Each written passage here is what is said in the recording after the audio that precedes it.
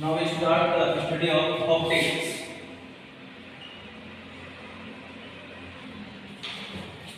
Optics is the basically study of light. It is the basically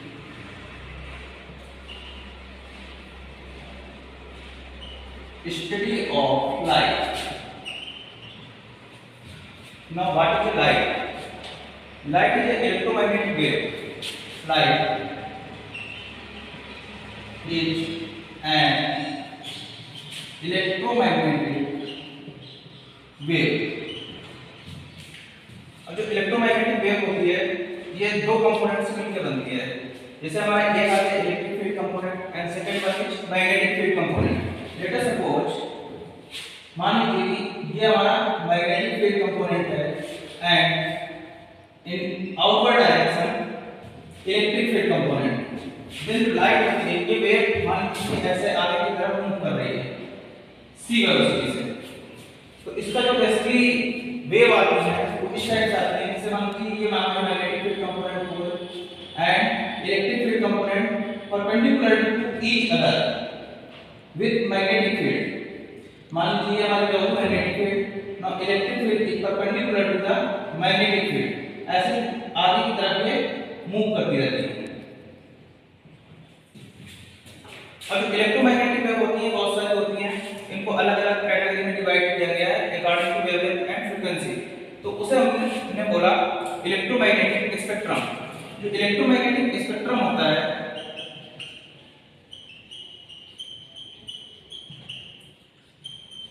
spectrum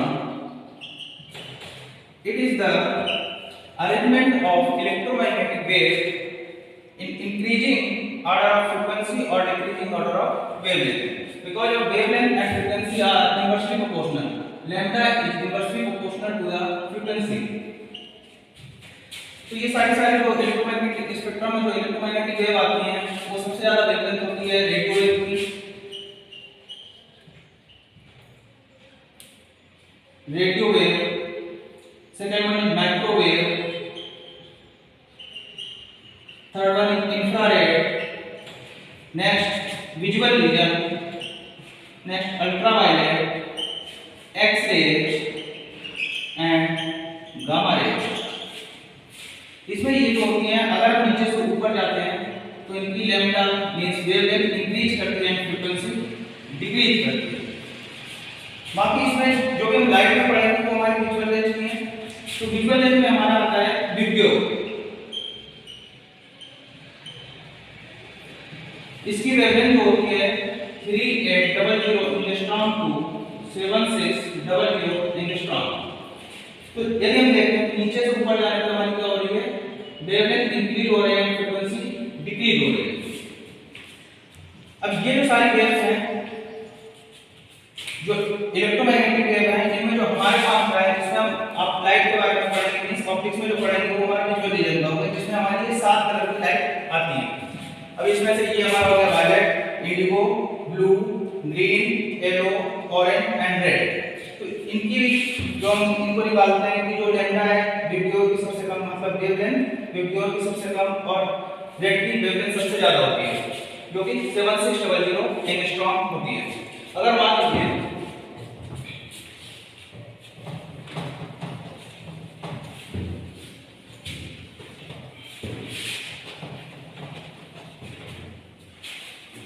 the representation of light,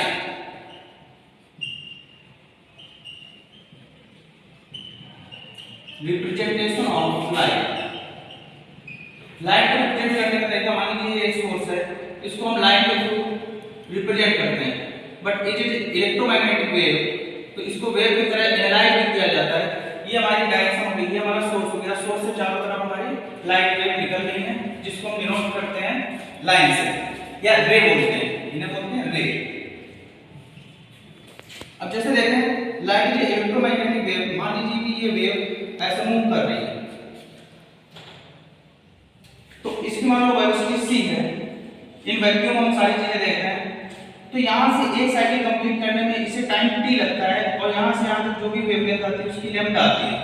तो यहाँ से देखा जाए lambda equal to means अगर किसी भी सोर्स से एनर्जी निकली और वो t टाइम टी टाइम में कितना चल रही है, तो उसे लिखा गया c into t, lambda equal to c into t, and we know that t equal to 1 upon f। तो यहाँ पर lambda equal to हमारा आ गया c by f, and यहाँ से हमारा रिलेशन निकला c equal to lambda f, c equal to lambda f, where c is the speed of light wave in vacuum medium। अगर हम इसको देखें तो इसको हम जनरली लिख सकते हैं v इक्वल टू, इस जगह से देखा जाएगा then v equal to f lambda. Generally अगर हम देखें किसी भी मीडियम में इस लाइट का speed v, then v equal to f into lambda, f is the frequency of light wave and lambda is the wavelength of light wave.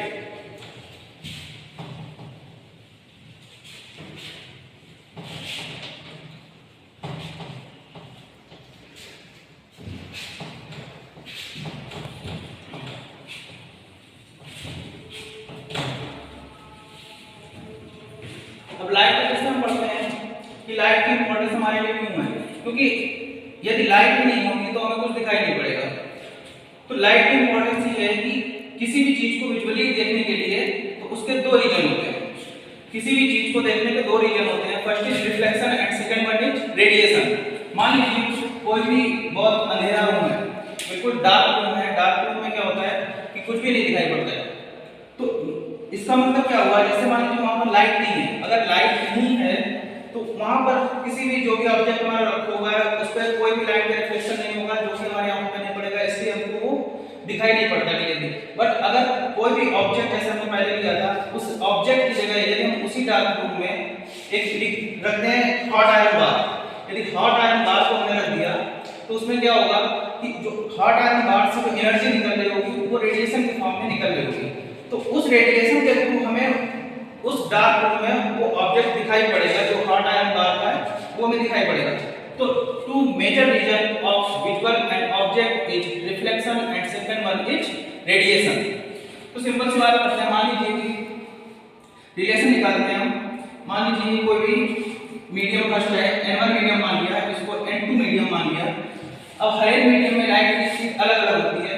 मान लीजिए यहाँ पर हमने लाइट की स्पीड, ये लाइट में आ रही है, यहाँ से टकरा के दूसरे मीडियम में वापस जा रही है। मान लीजिए कि n1 is greater than n2, means n1 is denser medium and n2 is rare medium. ये लाइट वेव ऐसे चलेगी। तो इस जगह मान लीजिए इसकी वेलोसिटी v1 है, लैम्डा 1 जो भी वेवलेंथ है वो lambda 1 and frequency f1। In other medium the velocity becomes v2 and wavelength is lambda 2 and frequency is f1 because of frequency is not changed because of its color important part। तो frequency किसी भी medium में किसी भी light wave की change नहीं होती है। तो जैसा मैंने किया कि अभी हमने फार्मूला निकाला था v equal to lambda f का। तो यहाँ पर अगर हम in first medium n1 medium में यदि देखें हम n1 मीडियम में, तो v1 इक्वल टू क्या आ जाएगा, v1 equal to lambda 1 f1 and in medium 2 v2 equal to lambda 2 f2। it is first equation and second equation, इनको डिवाइड कर देंगे। Equation 1 is divided by equation 2, तो यहाँ पर हमको मिल जाएगा v1 upon v2 equal to lambda 1 upon lambda 2। it is the relation between velocity of light and wavelength of light in one medium to another medium। अब light को पढ़ते हैं, light के बारे में दो टाइप से पढ़ते हैं। अगर हम तीसरा ज्ञान निकालना चाहें एक रिलेशन और आ जाएगा, जैसे कि मान लीजिए n1 से n2, जो जनरली हम लिखते हैं refractive index n equal to velocity of light in vacuum upon velocity of light in medium. तो यहां पर हम देखा है n equal to c upon c1 cm। तो यहां से अगर हम देखते हैं किसी भी मीडियम में, तो यहां पर क्या आ जाएगा, मान लीजिए n1 मीडियम में c अपॉन v1 आ गया एंड n2 मीडियम में c अपॉन v2 आ गया। तो इस जगह यदि हम वेलोसिटी यहां से लगा देते हैं n1 अपॉन n2 डिवाइड करते हैं n1 एंड n2 को यदि डिवाइड करें तो यहां से हमको मिल जाएगा v2 अपॉन v1। इसका मतलब क्या हुआ, अगर यहां से रिलेशन निकालें, एक थर्ड रिलेशन सेकंड रिलेशन और निकल जाएगा, v1 upon v2 is equal to lambda 1 upon lambda 2 is equal to, यहां से देख लिया जाए तो हमारा आ जाएगा n2 upon n1 relation. It is the relation. अब जैसा कि हमने जाना है C real value of reflective index, किसी भी चीज की रिफ्लेक्टिव इंडेक्स क्या होता है, मान लीजिए C equal to electromagnetic wave में हमने पढ़ा है कि C equal to 1 upon under root of mu naught and epsilon naught. ये it is the light speed of light in vacuum is equal to 1 upon under root of mu naught and epsilon naught, where mu naught is the permittivity of epsilon naught is the permittivity of free space. It is the magnetic component, part of magnetic component, and it is the part of electric field component, where mu naught is equal to 1.26 approximate 1.26 into 10 to the power minus 6, and epsilon naught is equal to the 8.86 into 10 to the power minus 12। तो यहाँ से हम इनको solve करते हैं तो series जो हमारी आ जाएगी value of C is 3 into 10 to the power 8 metre पर सेकंड अप्रोक्सीमेट वैल्यू आ जाएगी जो कि हम पढ़ते हैं। ये हमारी सी की वैल्यू है। अगर यहाँ से हम निकालें reflective index of the material, किसी भी मटेरियल का रिफ्लेक्टिव इंडेक्स निकालें तो हमको लिखना चाहिए कि n equal to c upon cm, where c is 1 upon under root of mu naught and epsilon naught, and where cm is 1 upon under root of mu naught epsilon naught mu r and er। It is the relative permittivity and permeability. तो इसको हम ऐसे लिख सकते हैं is equal to the where it is the value of c, it is the value of c, then c upon under root of mu r e r।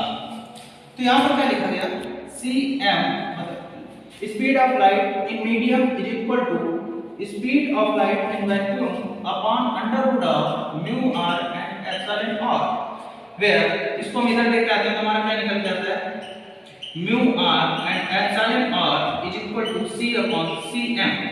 अगर हम इन दोनों रिलेशंस को देखें, first relation and second relation, तो यहाँ से हमने देखा where n इक्वल टू हमारा निकल गया under root of mu r and epsilon r। It is the real value of refractive index of any material। अब सबसे पहले हम पढ़ते हैं, बात करते हैं रिफ्लेक्शन की। Now we start the reflection।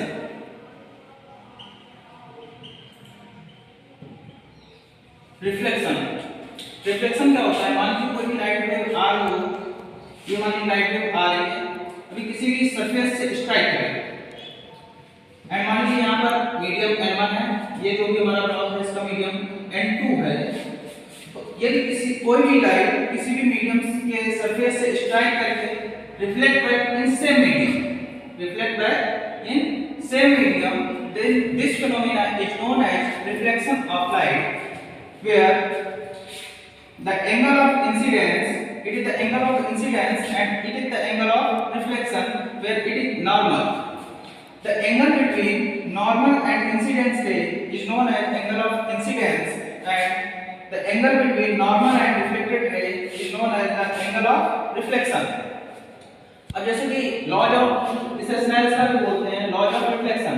Laws of reflection में फर्स्ट में बताया गया है कि angle I is always equal to angle R, and second law है नॉर्मल सी कि incident ray, reflected ray and normal lies on the same plane, इस जगह सेम प्लेन पे लाइज करेंगे। अब रिफ्लेक्शन फिनोमेना कोई जरूरी नहीं कि एक रेगुलर सरफेस हो, वो किसी भी जगह हो सकता है। मान लीजिए हमारी रफ सरफेस है या इरेगुलर सरफेस है, मान लीजिए यहाँ से लाइट आ रही है और लाइट इस जगह पड़ी, तो यहाँ पर हम क्या करेंगे, सिंपल सा नॉर्मल ड्रा करेंगे, ये हमारा नॉर्मल हो गया, एंड इसके बाद ये सेम एंगल मतलब ये एंगल आई सेम एंगल में ये रिफ्लेक्ट हो जाएगी।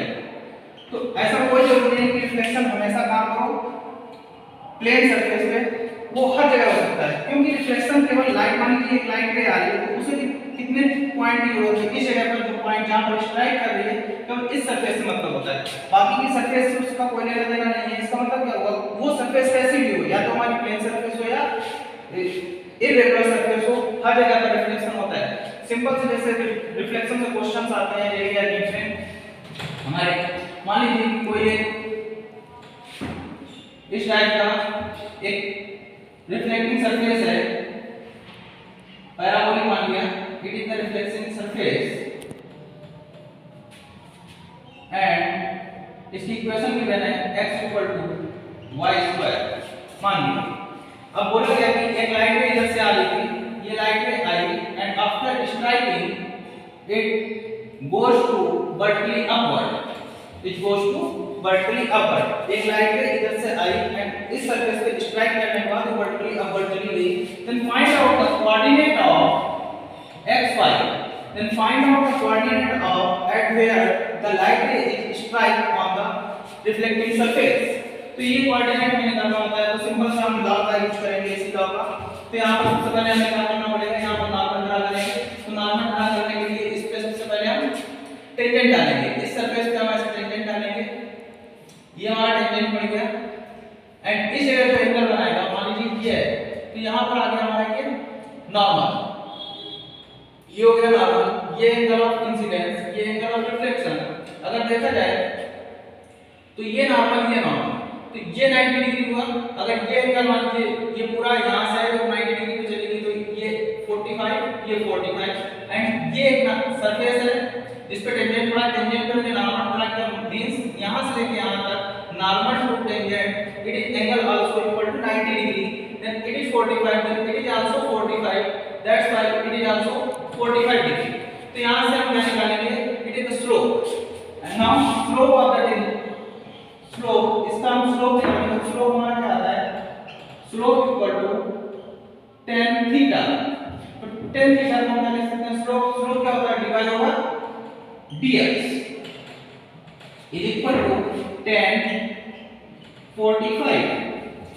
tan 45 अगर आ गया तो इसका मतलब क्या होगा, अब यहां से निकालेंगे tan 45 की वैल्यू हमारी होगी 1, तो यहां से dy ओवर dx, एक तो इक्वेशन हमारी ये निकल जाएगी फर्स्ट इक्वेशन एंड सेकंड वाली इक्वेशन यहां से निकालेंगे, इसका डिफरेंशिएशन कर लेंगे। तो x = y², इसको डिफरेंशिएट करेंगे तो हमारा आ जाएगा dx = 2y dy, वेयर यहां से निकालेंगे dy ओवर dx = 2y। तो यहां पर हमारे पास है dy ओवर dx की वैल्यू आ गई 2y = 1, where y = 1/2, it is the coordinate of y and x की हम यहां से निकालेंगे, x = हमारा है y², तो यहां पर क्या आ गया, x = 1/2 का whole square equal to 1/4, then here coordinate x, y is equal to 1/4, 1/2, it is the right answer. ऐसे दूसरा क्वेश्चन आता है, दूसरे टाइप का क्वेश्चन,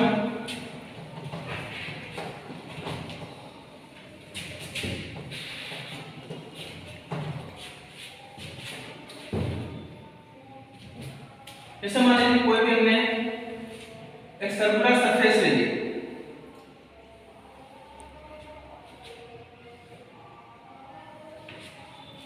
सर्कुलर सरफेस जिसका सेंटर ये है, रेडियस r मान लो, तो यहां पर ऐसे से हम पूछते हैं, ये अंदर सिर्फ पॉलिश्ड है,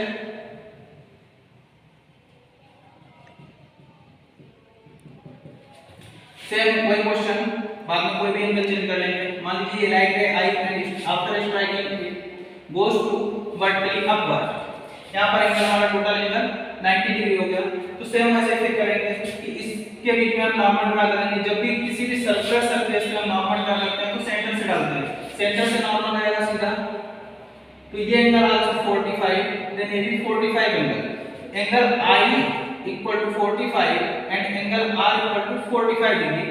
If it is 45, then it is also 45, then coordinate x, y, ये हमको कोऑर्डिनेट निकालना है x, y, तो सिंपली क्या करेंगे, it is the radius, then it is the component of radius.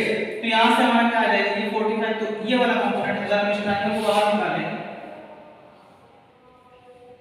यहां पर हमारा सेंटर है, ये एंगल 45 है, ये r है एंड ये जो पॉइंट है ये हमारे x y, यहां से हम x y निकालेंगे, मींस x आ गया और y आ गया, तो इसको क्या लिखा गया, तो x कंपोनेंट आएगा, वो आएगा r cos 45 and y component r sin sin 45 where x equal to r upon root 2 and y equal to r upon root 2। तो जो हमने x एंड y कंपोनेंट लिखा वो हमारा आया r by root 2 and r by root 2, but it answer is wrong, ये answer गलत है, क्योंकि अगर हम एग्जैक्टली देखें तो यहाँ पर हमने ओरिजिन माना हुआ है एंड इसके बाद जो भी लाइट रे आ रही है वो सेकंड क्वाड्रेंट में, ये हमारा फर्स्ट क्वाड्रेंट है, ये सेकंड क्वाड्रेंट है, ये सॉरी ये थर्ड क्वाड्रेंट है एंड ये फोर्थ क्वाड्रेंट है। अगर यहाँ पर देखा जाए तो x की वैल्यू माइनस में होती है, y की वैल्यू प्लस में होती है, तो यहाँ पर कोऑर्डिनेट ऑफ स्ट्राइकिंग पॉइंट आएंगे वो आ जाएगा x का minus r upon root 2 and r upon root 2। It is the right answer. मान लीजिए यही लाइन थर्ड क्वाड्रेंट में आती है तो हमारे ये जो x एंड y कोऑर्डिनेट है ये दोनों के दोनों माइनस हो जाते हैं। इस क्वाड्रेंट में क्या आता है, जैसे यहाँ पर आया इस वाले में minus r upon root 2 upon r upon root 2, इस वाले थर्ड क्वाड्रेंट में आता minus r by root 2 minus r by root 2 because of यहाँ पर x और y दोनों नेगेटिव होते हैं। अगर यही लाइन है इधर से स्ट्राइक करते तो हमारा आ जाता यहाँ पर x positive and y negative, then r upon root 2 minus r upon root 2 and इसमें करते तो हमारा आ जाता simply r upon root 2 r upon root 2। ये हमारा रिफ्लेक्शन का जो लॉ ऑफ रिफ्लेक्शन से क्वेश्चन आते हैं वही आते हैं। इसके आगे हम प्लेन मिरर पे रिफ्लेक्शन पढ़ते हैं, स्फेरिकल मिरर पे रिफ्लेक्शन पढ़ते हैं, बाकी और सारी चीजें हैं। Thank you.